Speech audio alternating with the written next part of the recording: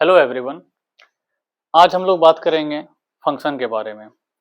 Function function math का most important topic होता है और कैलकुलस का ये पहला चैप्टर होता है। कहा जाता है कि अगर कोई भी स्टूडेंट अगर फंक्शन को कमांड कर लिया तो उसके लिए कैलकुलस का राह जो है बहुत ज़्यादा इजी हो जाता है। तो एक एक करके आज हम लोग जानेंगे फंक्शन क्या होता है या उसके बारे में थोड़ा सा बेसिक आइडियाज। आइए देखते हैं। जैसे ही आप बुक वगैरह ओपन कीजिए आपको एफ लिखा हुआ दिखेगा। फंक्शन को जनरली एफ से ही डिनोट करते हैं। ऐसे लिखा जाता है y is equal to f x. ध्यान से अब y is equal to f x. y is equal to f x. y is equal to f x means y is the function of x। y is the function of x। y is the function of x means y is functioning according to x। y is functioning according to x। That is, if we change the value of x, the value of y will also change by a definite rule. That is called a function. एक example से हम समझते हैं इसको। मान लेते हैं एक एक्सप्रेशन दिया हुआ है एक्स स्क्वायर। अब यहां पर हम x को चेंज करते हैं, यहां पे हम x को चेंज करेंगे तो उसका स्क्वायर एक्स स्क्वायर चेंज हो जाएगा। अब एक्स स्क्वायर चेंज हो जाएगा, डेट इज y का वैल्यू भी चेंज हो जाएगा। तो ये क्या हो गया? ये हो गया function of x। Means x के वैल्यू चेंज करने के अकॉर्डिंग ही y का वैल्यू चेंज हो रहा है। दैट इज x का वैल्यू का फंक्शन है y। एक और एग्जांपल लेते हैं, जैसे कि y is equal to sine x लिखा हुआ है। यहां भी देख रहे हैं जैसे कि साइन के अंदर का एंगल x अगर हम चेंज करते हैं तो साइन का अंदर का एंगल अगर हम चेंज करते हैं, that is 0 degree, 30 degree, 45 degree, तो साइन का वैल्यू भी चेंज होते जाएगा। तो x चेंज हो रहा है तो साइन का वैल्यू भी चेंज हो रहा है। दैट इज ओवरऑल y का वैल्यू भी चेंज हो रहा है। दैट इज y का वैल्यू डिपेंड कर रहा है किस पे? x के वैल्यू पे। दैट इज y का वैल्यू जो है x के अकॉर्डिंग फंक्शन कर रहा है, तो इसको बोलेंगे फंक्शन ऑफ x। और एक एग्जांपल लेते हैं, अगर y is equal to log of sine x square. यहां पे हम देख रहे हैं कि अगर हम x का वैल्यू चेंज कर रहे हैं, ध्यान से, अगर हम यहां पे x का वैल्यू चेंज कर रहे हैं तो x स्क्वायर का वैल्यू चेंज हो रहा है। अब x स्क्वायर का वैल्यू चेंज हो रहा है, दैट इज साइन के अंदर का एंगल चेंज हो रहा है, तो उसका साइन का वैल्यू भी चेंज होगा। तो साइन का वैल्यू चेंज होगा तो लॉग के अंदर का आर्गुमेंट भी चेंज हो रहा है, दैट इज ओवरऑल लॉग भी चेंज हो रहा है।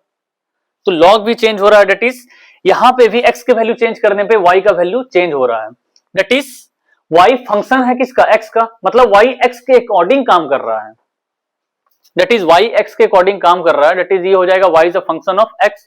मींस सिंपल समझिए आप इसको कि x के इशारों पे y का वैल्यू नाच रहा है। दैट इज जब बंदर नाचता है मदारी के इशारों पर, तो यहां पर भी अगर हम देखें फंक्शन वही हो गया। Function of x means x का वैल्यू अगर हम चेंज कर रहे हैं तो y का वैल्यू भी चेंज हो रहा है। क्लियर? आइए देखते हैं जैसे कि फॉर्मल डेफिनेशन क्या होता है फंक्शन का। तो मान लेते हैं दो सेट है, एक सेट है x और एक सेट है y। दो सेट है मान लेते हैं। अब x में मान लेते हैं वैल्यू है x1, x2, x3, और y में वैल्यू है y1, y2, y3, y4, y5। Set मतलब हो गया group of some group of elements. तो x1, x2, x3 तीन वैल्यू है x में, और y1, y2, y3, y4, y5 पांच वैल्यू है x में, y में। अब फंक्शन क्या हो गया? फंक्शन क्या हुआ? एक रूल होता है, एक definite rule. Function is a rule और a definite rule such that कि ईच एलिमेंट ऑफ x1 का एक इमेज हो y1 में according to some fixed rule. इसको ऐसे समझते हैं, मान लेते हैं कि एक x में एलिमेंट है मेरा 1, 2, 3, ये x में एलिमेंट है, और y में एलिमेंट है 1, 2, 4, 5, 7, 9। अब हम x के एलिमेंट को मैप कर रहे हैं y के एलिमेंट से, ठीक है? x के एलिमेंट को अगर हम मैप कर रहे हैं y के एलिमेंट से, और रूल हम बोल देते हैं क्या? एक्स स्क्वायर का, मतलब जो भी एलिमेंट होगा एक्स का उसका स्क्वायरिंग कर देंगे तो उससे रिलेटेड हम वाई के एलिमेंट पे मैप कर रहे हैं। तो अब यहां देखिए 1 है तो 1 मैप होगा किससे, 1 मैप होगा 1 से। 2 है तो 2 का स्क्वायर मैप किससे हो जाएगा, 4 से। 3 है तो 3 का मैपिंग किससे हो जाएगा, 9 से। तो यही है कि each element of x is mapped with the element of y with a certain definite set of rule और फिक्स्ड रूल। यहां पे रूल क्या है, एक्स स्क्वायर। यही अगर हम रूल चेंज कर देंगे साइन और यहां पे एंगल दे देंगे तो फंक्शन हो जाएगा साइन का फंक्शन। तो थोड़ा मोड़ा आइडिया आप लोगों को लग गया होगा कि फंक्शन बेसिकली होता क्या है। अगर हम बात करें कोई भी एक्सप्रेशन को क्या फंक्शन बोल सकते हैं, नहीं, कोई भी एक्सप्रेशन को फंक्शन नहीं बोल सकते हैं। कोई भी एक्सप्रेशन को फंक्शन होने के लिए दो मोस्ट इंपॉर्टेंट चीज उस कंडीशन इसको सेटिस्फाइड करना चाहिए। पहला क्या, यहां पे चेक करते होंगे आप या चेक करेंगे आप कि x का सारा एलिमेंट का मैपिंग हुआ है, x का कोई भी एलिमेंट छूटा नहीं है यहां पर। मतलब ऐसा नहीं हो कि 1 2 का मैपिंग किए 3 छोड़ दिए तो वो फंक्शन नहीं होता। मतलब each element of x should be mapped, ठीक है, दैट इज x का सारा एलिमेंट को हम मैप कर देंगे।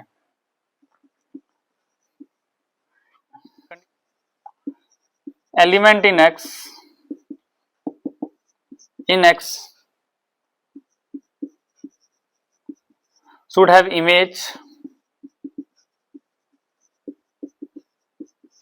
in y, मतलब हर एक एलिमेंट ऑफ x का y में इमेज होना चाहिए। जैसे कि एग्जांपल हम आपको लें यहां पर कि अगर हम बोलते हैं fx इज इक्वल टू कोई एक एक्सप्रेशन है 1/x और ये डिफाइंड है ऑल रियल नंबर के लिए, या फिर ये x का वैल्यू हम ऑल रियल नंबर ले सकते हैं, तो क्या ये फंक्शन है? तो मेरे अकॉर्डिंग ये फंक्शन नहीं है, it is not a function, not a function. क्यों? क्योंकि यहां पर हम देख रहे हैं कि x इज इक्वल टू 0 में x ऑल रियल नंबर का अगर हम सेट ले रहे हैं तो यहां पर अगर ऑल रियल नंबर का सेट होगा तो यहां पे 0 भी तो होगा, और 0 होगा तो 0 पे वैल्यू अनडिफाइंड आ रहा है, दैट इज 0 का मैपिंग y में सभी एलिमेंट का मैपिंग हुआ होगा बट 0 का मैपिंग y में नहीं है कोई एक एलिमेंट। इसका मतलब क्या है कि 0 छूट गया ना, दैट इज ये फंक्शन नहीं है। दूसरा कंडीशन क्या है, दूसरा कंडीशन हम बात करें कि एक x का 2y नहीं हो सकता, मतलब each element of x should और must have one and only one element in y। But अगर हम वही बात करें कि अगर हम fx ऐसे लिखा हुआ रहता कि fx is equal to 1/x, जहां पे x मेरा रहता ऑल रियल नंबर माइनस 0, तो अब यहां पर देखेंगे कि ऑल रियल नंबर माइनस 0 है, दैट इज हर एक x के लिए फंक्शन क्या है, यहां पे डिफाइंड है, किसी वैल्यू पर अनडिफाइंड नहीं हो रहा, और हर एक x का एक y यूनिक y आ रहा है, तो ये एक फंक्शन होगा, that is this is a function, ठीक है। तो एक छोटा सा ये आप लोगों को बहुत ध्यान रखना, ये मस्ट कंडीशन है फंक्शन के लिए। एक और चीज सेकेंड पार्ट जो आता है, सेकेंड पार्ट क्या आता है कि हर एक x के लिए एक ही y होना चाहिए, सेट x में हर एक एलिमेंट ऑफ x के लिए एक ही y होना चाहिए, one and only one y होना चाहिए। क्लियर? मतलब अगर हम बात करें यहां पर कि एक x का एक ही y होना चाहिए, ऐसा हम लोग नहीं बोल सकते हैं कि एक x का अगर हम बोल रहे हैं जैसे x2 है, x2 का वैल्यू y2 भी हो रहा है y3 भी आ रहा है, तो ये एक फंक्शन नहीं होगा, ठीक है, ये एक फंक्शन नहीं होगा। मतलब एक x2 का एक ही y2 होना चाहिए, one and only one set में। बट अगर हम इसी का कन्वर्स माने, जैसे एक एग्जांपल लेते हैं, एग्जांपल से बेटर समझ में आएगा कि मान लेते हैं अगर y square is equal to x दिया हुआ है, तो यहां पर ये एक फंक्शन नहीं है। क्यों नहीं है? क्योंकि अगर हम जैसे एक एग्जांपल लेते लीजिए, x इक्वल टू 4 पे चेक कीजिए, x इज इक्वल टू 4 पे यहां पर y का वैल्यू +2 भी हो रहा है और -2 भी हो रहा है, दैट इज y का 2 वैल्यू हो जा रहा है x इक्वल टू 4 के लिए, तो ये एक फंक्शन नहीं होगा। बट अगर इसी का हम रिवर्स देखेंगे कि y is equal to x square, ये एक फंक्शन है, this is not a function, ये क्या है, नॉट अ फंक्शन।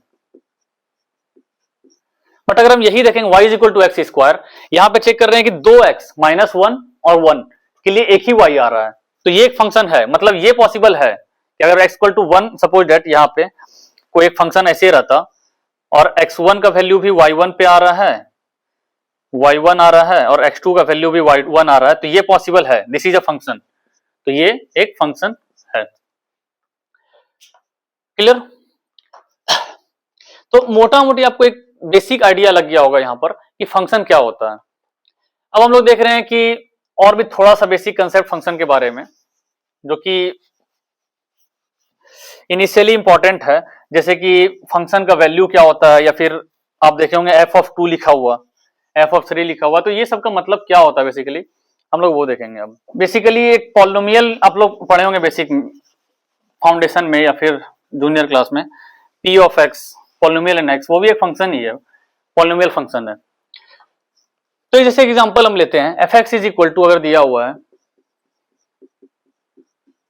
x² + 1, यहां पर अगर हम f(0) बताएं, पूछें f(0) क्या होगा यहाँ पे, तो ध्यान से इधर x को रिप्लेस किए 0 से ना, x को रिप्लेस किए 0 से, तो फंक्शन में भी x रिप्लेस हो जाएगा 0 से, तो ये हो जाएगा 0² + 1 दैट इज 1। अगर हम पूछें f(1) क्या होगा यहाँ पर, तो f(1) क्या होगा, x को रिप्लेस किए 1 से, तो यहां पे भी x रिप्लेस हो जाएगा 1 से, तो ये हो जाएगा 1² + 1 that is 1 + 1 that is 2। f(2) अगर हम पूछे यहाँ पे, तो x को रिप्लेस किए 2 पे, तो फंक्शन में भी x रिप्लेस हो जाएगा 2 से, दैट इज हो जाएगा 2² + 1 दैट इज हो जाएगा 4 + 1 दैट इज 5। अगर हम बोले f(x + 1) क्या होगा, ध्यान से इधर x को रिप्लेस कर रहे हैं अंदर में, फंक्शन के अंदर x को रिप्लेस कर रहे हैं x + 1 से, तो फंक्शन के अंदर भी x रिप्लेस हो जाएगा x + 1 से, दैट इज x + 1 से रिप्लेस कर देंगे इसको, तो यही हो जाएगा, दैट इज यहां पे क्या हो रहा है, ये हो रहा है x² + 2x + 1 + 1 दैट इज ये हो जाएगा x² + 2x + 2, यही हो जाएगा f(x + 1)। एक चीज का ध्यान रखिएगा, ये वेरिएबल होता है, ये फंक्शन ऑफ x से इसलिए x² जा रहा है, ये फंक्शन ऑफ x + 1 है, तो यहाँ पे x + 1 वेरिएबल है, तो फंक्शन के अंदर ये वेरिएबल जैसे जा रहा है उसी का वो फंक्शन होता है। यहां पर हम इसको नहीं बोल सकते कि ये फंक्शन x² x का फंक्शन है, नहीं, x + 1 का फंक्शन है, इसलिए इसको x + 1 के टर्म में लिखना पड़ेगा। तो एक छोटा सा चीज ध्यान रखिएगा कि जो काम अगर हम फंक्शन के अंदर x में करते हैं, वही काम फंक्शन में भी के एक्सप्रेशन में भी चेंज होता है। इस लेक्चर में बस इतना ही। नेक्स्ट लेक्चर में हम लोग एक क्वेश्चन देखेंगे इसी कंसेप्ट से रिलेटेड, जो कि JEE एडवांस 2025 में पूछा गया था। थैंक्स। आई होप आपको आज का लेक्चर समझ में आया होगा। अगर आप इसी तरह से चीज़ों को सिंपल वे में समझना चाहते हैं, अगर आप चाहते हैं कि आपसे भी JEE मेंस, एडवांस और कोई भी कॉम्पिटिटिव एग्जाम की प्रॉब्लम इजी वे में सॉल्व हो, तो आप हमारे इंस्टीट्यूट मेरिट एक्सिस एकेडमी के साथ जुड़ सकते हैं। इसकी डिटेल डिस्क्रिप्शन में दी गई है। थैंक्स।